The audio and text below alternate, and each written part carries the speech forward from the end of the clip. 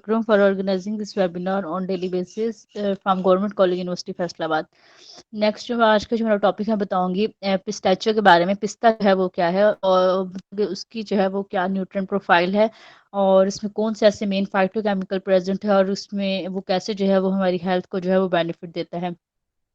सबसे पहले अगर हम बात करें तो सबसे पहले जो जो पिस्ता होता है वर्ल्ड वाइड अगर देखा जाए ना तो सबसे ज्यादा जो इसकी प्रोडक्शन होती है सबसे ज्यादा कौन सी दो ऐसे कंट्रीज हैं जहाँ पे जो है ये होता है। एक तो ईरान के अंदर सबसे ज्यादा होता है और दूसरा ये है कैलिफोर्निया वगैरह जो है वो उसमें जो है वो होता है।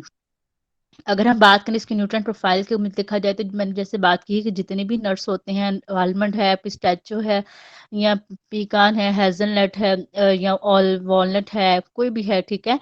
तो उन सब के अंदर जो है वो एसेंशियल ऑयल तो लाजमी प्रेजेंट होता है। लाइक अगर हम बात करें तो ये जो जैसे ओमेगा 3 फैटी एसिड है ओमेगा 6 फैटी एसिड होता है जैसे हम निकालते हैं ना आलमंड ऑयल हो गया कोकोनट ऑयल हो गया। तो ये जो होता है तो इस तरह जो है ये इनके अंदर जो है वो एसेंशियल ऑयल जो है वो प्रेजेंट होता है। जैसे मैंने बात की कि ओमेगा 3 आ जाता है ओमेगा 6 फैटी एसिड आ जाता है जो कि ओमेगा 3 का बेसिकली काम क्या होता है कि ये जो हमारी स्किन ड्राई हो जाती है ना जो स्केली स्किन हो जाती है उससे प्रिवेंट करता है। बहुत सारे लोग जिनके अंदर ओमेगा 3 ओमेगा 6 फैटी एसिड की डेफिशिएंसी होती है उनकी स्किन जो है वो ड्राई स्टार्ट हो जाती है। नहीं है कि ओमेगा 3 की वजह से बल्कि जैसे मैंने डिटेल में बताया था कि विटामिन ए की डेफिशिएंसी की वजह से भी स्किन जो है वो स्केली स्केली होना स्टार्ट हो जाती है रफ होना स्टार्ट हो जाती है। ओमेगा 3 ओमेगा 6 फैटी एसिड पिस्ते के अंदर होते हैं ये हमें जो है वो ये जो इससे जो है वो प्रिवेंट करते हैं। इस तरह अगर हम बात करें तो इसमें जो है जो हमारे आईलाइट्स होते हैं जो हमारी जो आई लैशेज वगैरह होती हैं उसको उसकी शाइनिंग में जो है वो ओमेगा 3 ओमेगा 6 का बड़ा रोल होता है। इसके अलावा देखा जाए तो इन्होंने हमारी आर्टरीज के अंदर जो इन्फ्लेमेशन हुई होती है उसको जो है वो कम करना होता है। इसके अलावा देखा जाए तो पिस्ते के अंदर जो है वो पोटेशियम होता है विटामिन के होता है। इसके अलावा इसमें मैग्नीशियम जो है वो प्रेजेंट होता है। ठीक है विटामिन के का बेसिकली काम क्या होता है कि इसमें ब्लड क्लॉटिंग फैक्टर्स में जो है इसमें जो है वो रोल होता है। अब हमारी जो ब्लड के अंदर जो मेन प्रोटीन्स होती हैं प्रोथ्रम्बिन प्रोटीन होती है इसमें अलावा फिब्रिनोजन होती है उसको जो है बनाने में विटामिन के का बड़ा इंपॉर्टेंट रोल होता है। इसके अलावा इसमें पोटेशियम होता है पोटेशियम का काम क्या होता है कि उसने हमारे मसल्स को रिलैक्स करना होता है।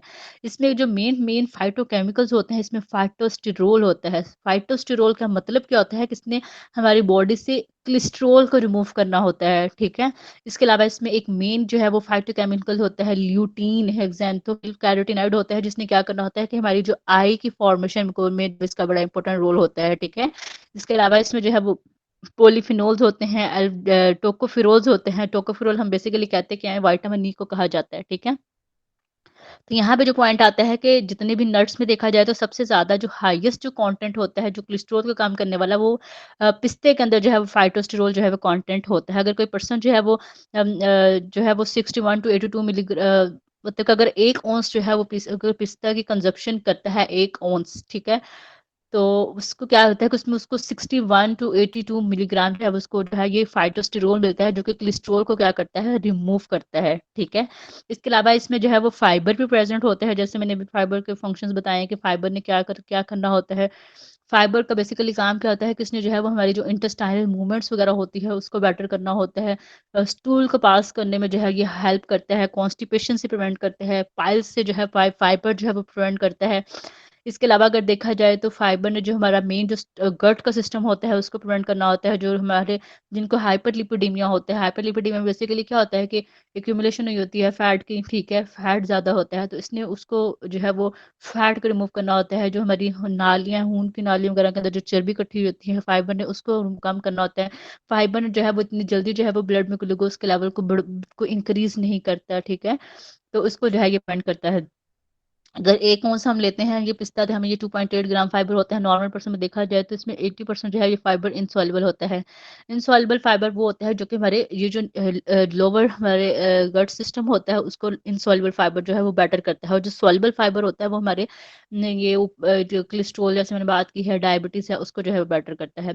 तो नॉर्मल एक पर्सन को जो फाइबर लेना चाहिए वो 25 से 30 ग्राम जो है वो लाजमी एक दिन में जो है वो फाइबर लेना चाहिए। लेकिन अगर हम 1 औंस से अगर पिस्ता खाते हैं तो हमें 2.8 ग्राम जो है फाइबर देता है।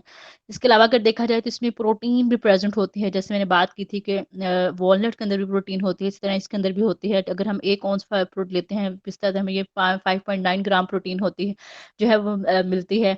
नॉर्मल देखा जाए तो एक जो पर्सन होता है उसकी प्रोटीन की रिक्वायरमेंट कितनी होती है जितना उसका बॉडी वेट होता है उतने ग्राम जो है उसकी प्रोटीन चाहिए होती है। लाइक अगर हम बात करें जैसे अगर किसी पर्सन का वेट जो है वो 55 केजी है, तो उसको जो है वो 55 ग्राम प्रोटीन जो है वो उसकी रिक्वायरमेंट होगी। 0.8 ग्राम वैसे या 1 ग्राम जो है उसको मल्टीप्लाई किया जाता है, जितनी जितना उसका बॉडी वेट होता है, तो उस पर्सन की जो है वो उतनी पूरे फुल डे की रिक्वायरमेंट होती है प्रोटीन की, ठीक है। तो इसी तरह देखा जाए तो इसमें मैग्नीशियम जो है वो रिच अमाउंट में प्रेजेंट होता है। अगर हम 1 औंस जो है वो पिस्ता लेते हैं, जी हमें 31 to 34 मिलीग्राम जो है वो मैग्नीशियम देते हैं, और इट्स पूरे दिन 8% जो है वो डेली वैल्यू को पूरा करता है।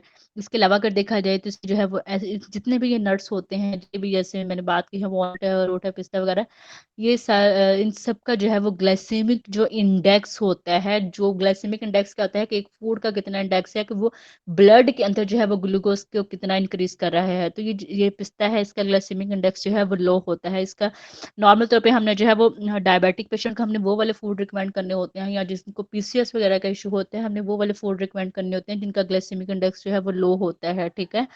तो लाइक अगर हम बात करें जिनका ग्लाइसेमिक इंडेक्स जो है वो 55% से कम हो, ठीक है, वो वाले फूड जिनका ग्लाइसेमिक इंडेक्स 55% से ज्यादा होता है, वो बहुत क्विकली जो है वो ब्लड में ग्लूकोज के लेवल को इंक्रीज कर देते हैं। जैसे अगर हम बात करते हैं मैंगो है, डेट्स है, इस तरह अगर हम बात करें किशमिश है, मुनक्का है, या अगर हम बात करें इसमें बनाना आ जाता है, तो ग्लाइसेमिक इंडेक्स ज्यादा होता है ना, जैसे गंदम है उसका भी ग्लाइसेमिक इंडेक्स ज्यादा होता है, वो एकदम जो है वो ग्लूकोज को स्पाइक कर देती है ब्लड के अंदर।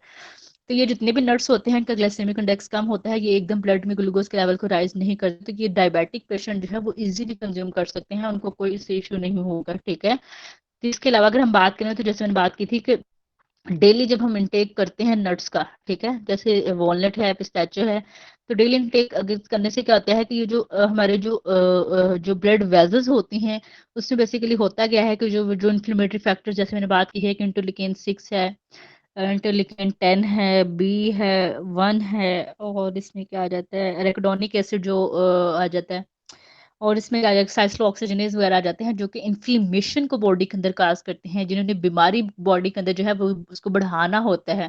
तो ये जितने भी नर्स होते हैं उन्होंने इस चीज को जो है वो कम करना होता है, और हमारी जो वेजल्स होती हैं उनको डायलेट करना होता है, और जो एंटीऑक्सीडेंट होते हैं जिन्होंने हमारी बॉडी को बेहतर करना होता है, जिन्होंने हमें एजिंग बढ़ापे से जो है वो बचाना होता है, मतलब इतनी जल्दी जो है एजिंग की तरफ पर्सन नहीं जाता, उन फैक्टर्स को जो है इसमें इंक्रीज करना होता है। लाइक अगर हम बात करें उसमें कैटालेज आ जाएगा, सुपर ऑक्साइड डिस्मुटेज आ जाएगा, ग्लूटाथियोन पर ऑक्सीडेज आ जाएगा, तो इन फैक्टर को जो है वो बेटर करना होता है।